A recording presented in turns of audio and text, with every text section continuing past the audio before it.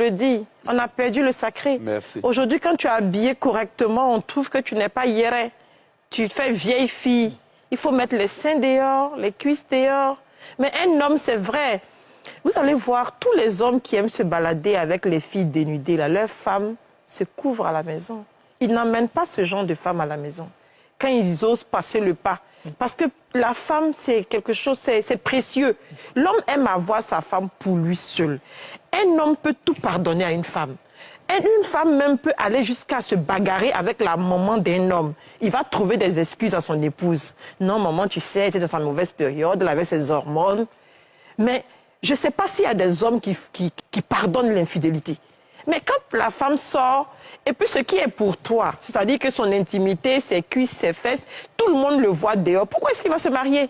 Parce qu'il sait qu'il y a des hommes qui vivent avec des femmes pendant 15 ans, 20 ans. Quand j'entends des femmes me dire, ah, ça fait 15 ans on est ensemble, mais depuis il ne veut pas me marier. Je dis, mais il t'a déjà marié.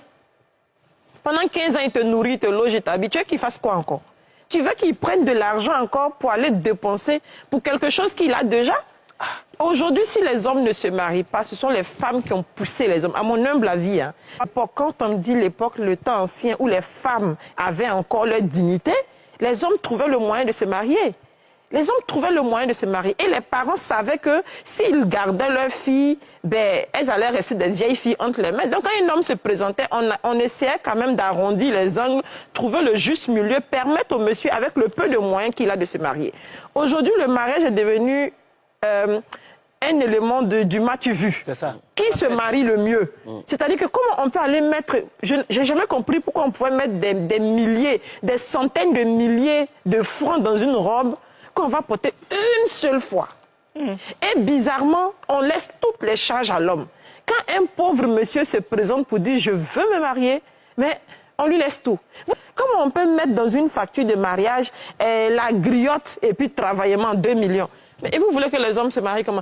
Quand tu finis de te marier à hauteur de millions, maintenant, après, la fille, elle mange quoi?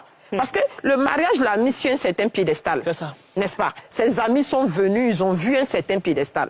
Mais quand elle rentre chez toi, elle ne va pas accepter d'aller dormir à bobo d'entrer coucher. Parce que ses amis vont venir la visiter.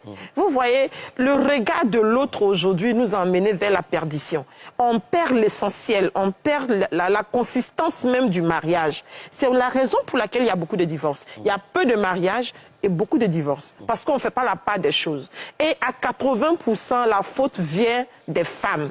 Même si ce n'est pas les femmes à marier, les mamans des femmes à marier, nous sommes responsables. Et tant qu'on ne va pas reconnaître notre part d'erreur, on ne peut pas en vouloir aux hommes.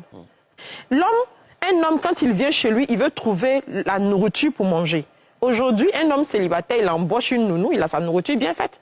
Un homme, il veut avoir de l'intimité. Parce qu'un homme, il a de l'énergie en lui, il faut qu'il fasse sortir l'énergie avec l'acte sexuel. Mais aujourd'hui, là, on a les femmes à gogo, comme on dit. Un homme peut inviter 2 jeunes filles dans son lit, ça gêne ni l'un ni l'autre.